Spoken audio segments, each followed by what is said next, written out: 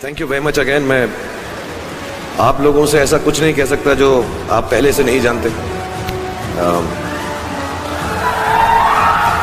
Sorry, मुझे बहुत गर्मी लग रही थी इसलिए मुझे वो उतारना पड़ा, वरना मैं पहने रखता। लेकिन सिर्फ दो चार बातें बोल दूंगा मैं आपको, क्योंकि मैं यहाँ पर आया हूँ और मुझे बहुत फ़ख्र होता है जब तालीम कोई हासिल करता है। मैं भी सराफ साहब को भी यही बता रहा था, मुझे खुद जो है बहुत प्राइड होती है जब लोग पढ़ाई लिखाई करते हैं। मुझे लगता है तालीम से ज़्यादा अहम कोई भी चीज़ दुनिया में नहीं है। और जैसा मैंने आपसे कहा, इस वक्त ये जो आपका मुकाम है, ये जो उम्र है आपकी, इस उम्र में आप में सबसे ज़्यादा जज्बा होगा, सबसे ज़्यादा ब्रेन सेल्स होंगे और सबसे ज़्यादा बाल होंगे। कुछ सालों बाद जज्बा भी कम हो जाएगा, बाल भी कम हो जाएंगे, ब्रेन सेल्स भी कम हो जाएंगे। सो ये जो मौका आपको ज़िंदगी ने दिया है, ये जो थ्रेशोल्ड पर आप हैं, जब आप बाहर जाएंगे, काम करना शुरू करेंगे और पढ़ाई करेंगे, आप में से कुछ ग्रेजुएट हो रहे हैं, कुछ पोस्ट ग्रेजुएट हो रहे हैं, बहुत सारे अभी पीएचडी हासिल करके गए। आप लोगों को सिर्फ इतना कहना चाहूँगा कि जैसे आपकी सोच है, जो आपके दिल में आए, ज़िंदगी भर सिर्फ वही कीजिएगा। क्योंकि जब आप मेरी उम्र के होंगे या अपने माँ बाप की उम्र के होंगे, अपने टीचर्स की उम्र के होंगे, तो कहीं ना कहीं दिल में कोई ना कोई रिग्रेट रह जाती है कि मैंने वो क्यों नहीं किया। तो हर लड़के और हर लड़की को मैं सिर्फ यही कहूँगा, प्लीज़ जो दिल में आए इस उम्र में ज़रूर कीजिएगा। मेरे जो वालिद थे, मैंने जैसे बताया, बहुत पढ़े लिखे थे, तो उन्होंने बहुत गरीब भी थे, उनको कभी कोई नौकरी नहीं मिली, हार्डली उनके पास पैसे होते थे। जो भी बिज़नेस उन्होंने शुरू किया, इतनी तालीम हासिल करने के बाद भी वो फेलियर ही रहा। लेकिन उन्होंने बहुत प्यार दिया, और क्योंकि उनके पास पैसे नहीं होते थे, तो मेरे हर जन्मदिन पे अपनी कोई पुरानी चीज़ मुझको दे दिया करते थे। तो पहली पुरानी चीज़ जो, और बहुत बड़ा चढ़ा के उर्दू में अच्छे अच्छे अल्फाज यूज़ करके मुझे इम्प्रेस करते थे कि बहुत अच्छा प्रेजेंट दिया है मुझको। तो वो मुझे पहली चीज़ उन्होंने मुझे, ये मैं हर जगह पर बोलता हूँ, स्कूल के बच्चों के फंक्शन पे, येल यूनिवर्सिटी में, एडिनबरा में, क्योंकि आप लोग सब अपनी लाइफ के उस थ्रेशोल्ड पे हैं जहाँ से आपको कामयाबी हासिल करनी है इंशाल्लाह। सो पहली चीज़ जो उन्होंने मुझे दी थी, उन्होंने मुझे अपना शतरंज का सेट दिया था, टूटा फूटा सा।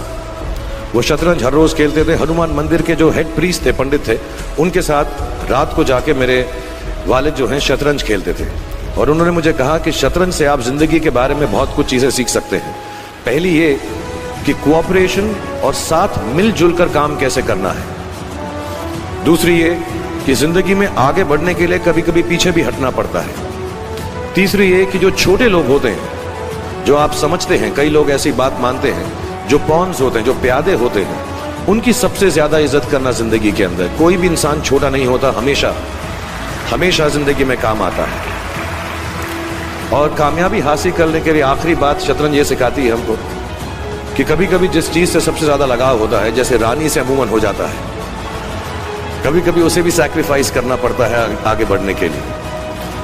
दूसरी चीज़ जो उन्होंने मुझे दी थी, वो एक टाइपराइटर दिया था। आज के ज़माने में आई डोंट थिंक किसी को, बहुत सारे बच्चे होंगे यहाँ पे जिनको मालूम भी नहीं होगा टाइपराइटर कैसा लगता है।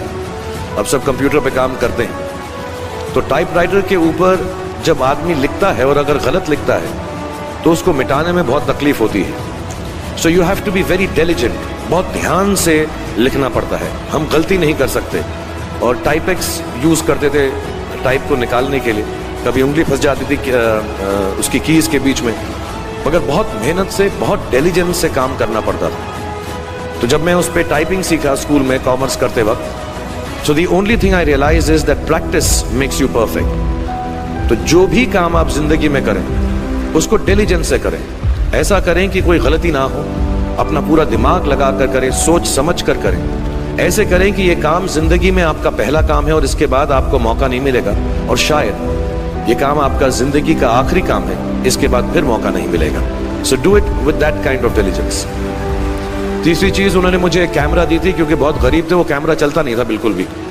सिर्फ उसके व्यू फाइंडर से बड़ी अच्छी अच्छी तस्वीरें दिख जाती थी, लेकिन खिंचती बिल्कुल भी नहीं थी। और इससे मुझे उन्होंने सीख दी कि जो हमारी क्रिएटिविटी होती है, हम जो भी, कभी कभी हमारी हॉबी होती है, कभी कभी हमारा उससे प्यार होता है, लेकिन हम उसको अपनी नौकरी नहीं बना सकते, अपना काम नहीं बना सकते। बहुत कम लोग ऐसे फॉर्चुनेट होते हैं, जैसे मैं हूँ, कि जो मेरी हॉबी थी, जिस चीज़ से मुझे प्यार था, कलाकारी से, एक्टिंग से, वो मेरा पेशा भी बन गया। अमूमन ऐसा होता नहीं है, लेकिन जो हमारी कला है, चाहे वो पोएट्री है, चाहे वो लिखना है, चाहे वो पेंटिंग है, चाहे जो भी चीज़, गाना है, अकेले में गाना है, हमारी क्रिएटिविटी ज़रूरी नहीं है कि दुनिया एक्सेप्ट करे। जैसे उस कैमरा की तस्वीरें दिखती नहीं है, लेकिन उसमें देखने से खूबसूरत लगता है हर कुछ, वैसे ही आपकी जो क्रिएटिविटी है वो अपने लिए रखें, क्योंकि ज़िंदगी में कभी ना कभी, कहीं ना कभी ऐसा मुकाम आएगा जब आप बहुत अकेला फील करेंगे। हो सकता है दुख का समय भी आए, उस वक्त आपकी जो क्रिएटिविटी है वो आपकी सबसे अच्छी दोस्त होगी, दुनिया उसको माने या ना माने। मैं बहुत खराब पोइट्री करता हूँ, लेकिन जब भी दुखी होता हूँ तो लिख लेता हूँ। सराफ साहब से मैं अब सीखना भी चाहता हूँ। मैं रेखता पे जाऊँगा, मुझे लगता है ये कमाल की साइट है, थोड़ी मैं शायरी वगैरह सीखूंगा। मेरी शायरी बहुत ख़राब है कि हमने तुम्हारी याद में रो रो के टब भर दिए, वो आए और नहा कर चल दिए।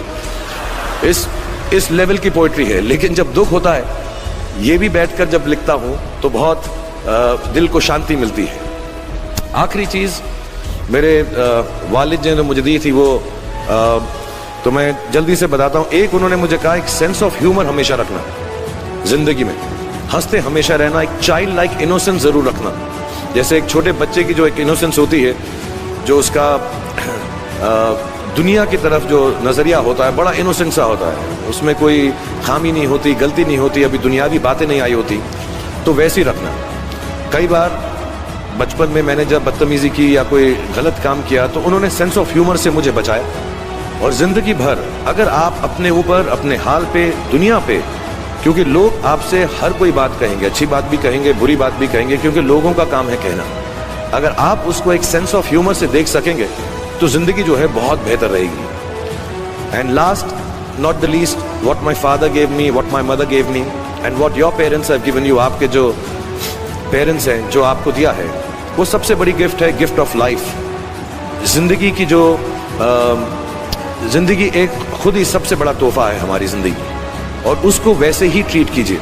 जिंदगी के अंदर जो भी मुकाम आए, जैसी भी चीजें हो, अच्छा हो, बुरा हो, कभी अंधेरा हो, कभी उजाला हो, हर चीज को रिस्पेक्ट कीजिए और जिंदगी में ग्रेस रखिए हर इंसान की तरफ। हर इंसान जो भी आपसे जो भी बात करेगा, वो अपनी मुसीबत के हिसाब से करेगा, अपनी हैसियत के हिसाब से करेगा। कभी गलत बात भी बोलेगा, ऊंची बात भी बोलेगा। जब आप काम करेंगे, जब आप बड़ी बड़ी कंपनीज के अंदर नौकरी हासिल करेंगे, आपका हमेशा झगड़ा रहेगा, जो मेरा जूनियर है वो ऐसी बात करता है, मेरा सीनियर जो है ऐसी बात करता है।